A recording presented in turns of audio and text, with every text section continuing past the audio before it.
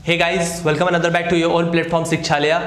कारवा को आगे बढ़ाते हुए आज बात करेंगे एक और इंटरेस्टिंग टॉपिक के बारे में। पिछले वीडियो में हम लोगों ने जाना था स्पर्मेटोजेनेसिस के बारे में। हम लोगों ने 3 फेज देखे थे, growth phase, maturation phase, lastly हम लोगों ने कंप्लीट किया था। अब हम लोग बात करेंगे आगे स्ट्रक्चर ऑफ स्पर्म की हम लोगों ने बात की थी। फिर उसके बाद आज हम लोग आते हैं ओजेनेसिस प्रोसेस पे। ये ओजेनेसिस का एक इंट्रोडक्शन वीडियो होगा। फिर उसके बाद हम लोग नेक्स्ट वीडियो में ओजेनेसिस को एक्सप्लोर करके एक एक फेज के बारे में देखेंगे। मैं यहाँ पे फेज के बारे में भी जानकारी दूंगा, बट थोड़ी सी जानकारी दूंगा, उसको एक्सप्लोर करने की कोशिश हम लोग नेक्स्ट वीडियो में करेंगे। So now we gonna discuss about the oogenesis. Oogenesis जो होता है, सबसे पहले मैंने यहाँ पे एक टर्म लिख रखा है, discontinuous process.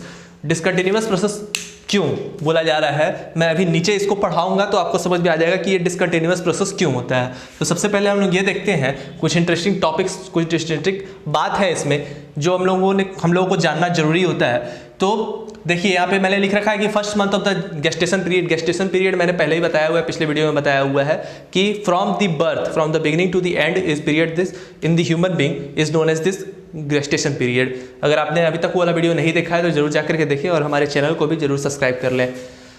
So now we gonna talking about the first month of the gestation period. What will happen in the first month of the gestation period? That is the 1700 primary follicles are formed. ठीक है, अब यहाँ पे जो sales बन रहे हैं वो प्राइमरी फॉलिकल जो सेल बन रहे हैं 1700 बन रहे हैं। ठीक है, कौन से मंथ में? फर्स्ट मंथ में। ठीक है, ये एम्ब्रियोनिक डेवलपमेंट की बात हो रही है। ठीक है, from the beginning to the end is known as the gestation period. We all know about it. From the 1700 it will go under the division. अब ये डिवीजन करता है, सेकंड मंथ में हम लोग देखेंगे तो ये 1700 से डिवीजन कर करके 6 लाख तक पहुंच जाता है। ठीक है, फिर उसके बाद 6 लाख से जो प्राइमरी फॉलिकल फिफ्थ मंथ में अगर हम लोग काउंट करने की कोशिश करते हैं तो वो 7 मिलियन तक पहुंच जाता है। और उसके बाद जो प्रोसेस होती है, एक प्रोसेस है यहाँ पे है after the fifth month of the gestation period, a process comes in a woman womb, that is atresia. atresia क्या होता है?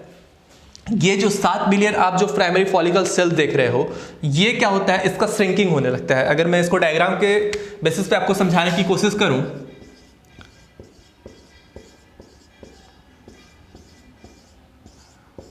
ये यहां पे आप काफी सारे सेल्स देख पा रहे होंगे। तो ये आप मान लो कि ये फेज है 5 month before the atresia phase. ठीक है, after the atresia phase this all cells are going under to the shrinking phase.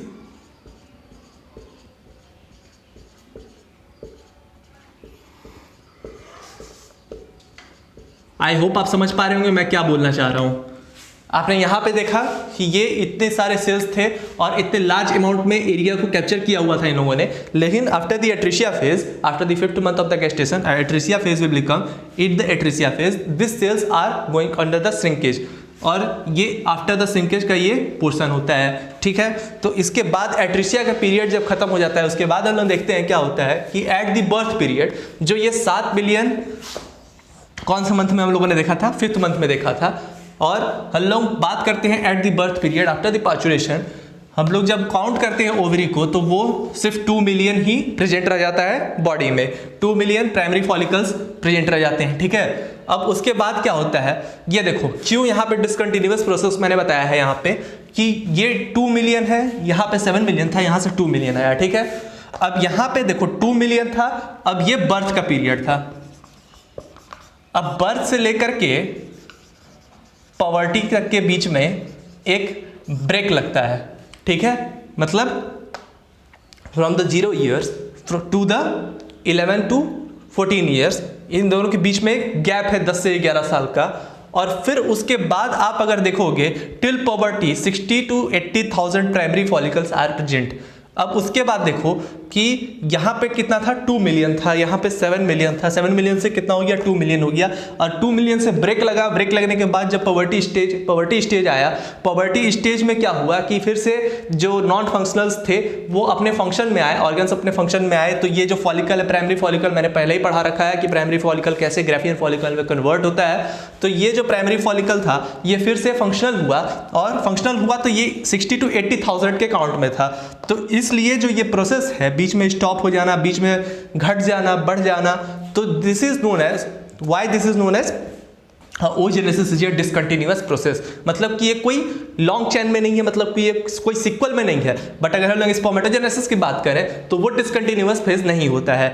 ठीक है, अब हम लोग कुछ और बात जानते हैं कि टिल द पॉवर्टी हम लोगों ने ये जान लिया कि 60 to 80,000 होता है। अब इसमें से भी अगर हम लोग काउंट करें तो out of 500 primary follicle only 1 division to the egg. मैंने पहले ही बताया था, मैंने जब वहां पे स्ट्रक्चर बनाया था कुछ इस तरीके का, आपको याद होगा, तो वहां पे आप एक सेल देख पा रहे होंगे, that is primary follicle and it will go under the division and several process. After it will go under the several process it will come to the graafian follicle.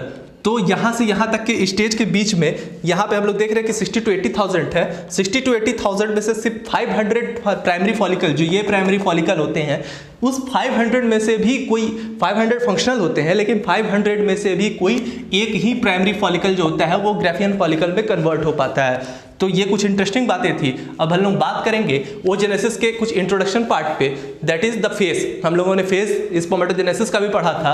First one is same phase यहाँ पे भी होता है, multiplication, growth phase and maturation. लेकिन यहाँ पे oogenesis spermatogenesis से कैसे अलग है वो समझने की कोशिश करते हैं हम लोग। यहाँ पे पहला phase is multiplication phase.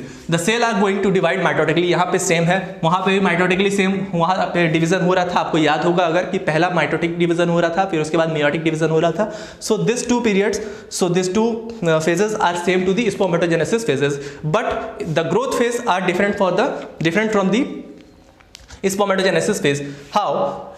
Growth phase के लिए आप यहाँ पे देख पा रहे हो कि मैंने यहाँ पे एक टर्म लिख रखा है, वाइटोलोजेनेसिस। ग्रोथ फेज जो होता है oogenesis में, मतलब फीमेल्स में, डिपेंड करता है वाइटोलोजेनेसिस प्रोसेस के ऊपर। वाइटोलोजेनेसिस क्या होता है? वाइटोलोजेनेसिस का मतलब सीधा सा ये होता है कि यॉल्क का एक्युमुलेशन। जी हाँ, आपने सही सुना, यॉल्क का एक्युमुलेशन। अब यॉल्क का एक्युमुलेशन जो होगा, मतलब अगर आप ह्यूमन की बात कर रहे हो या फिर किसी अदर स्पेसिस की बात कर रहे हो, तो डिपेंड करता है कि आप किस स्पेसिस की बात कर रहे हो। हर स्पेसिस जो होता है अपना अलग अलग यॉल्क का रिक्वायरमेंट रखता है। तो जैसे जैसे डिपेंड होगा कि मान लो कि अगर एक डेटा से समझाने की, फॉर एग्जांपल अगर समझाने की कोशिश करूं कि अगर ह्यूमन बीइंग को 5 यॉल्क की जरूरत है, ठीक है, और अगर अदर स्पेसिस की 10 यॉल्क की जरूरत है, तो इन दोनों का जो एक का साइज होगा वो डिफरेंट होगा। और दैट्स वाई द एक size of the human body और the other species are different from each other.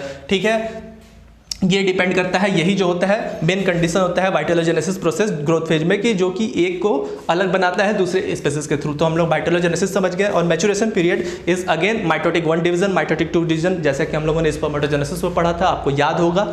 So this is all about the introduction of oogenesis, और हम लोगों ने कुछ इंटरेस्टिंग फैक्ट्स भी जाने। अब नेक्स्ट वीडियो में हम लोग इन तीनों चीज़ों को एक्सप्लोर करके देखने की कोशिश करेंगे और समझेंगे कि ये जो फेज है, ये जो ग्रोथ है, कैसे कैसे पॉसिबल हो पा रहे हैं और क्या क्या अफेक्शन आ सकते हैं।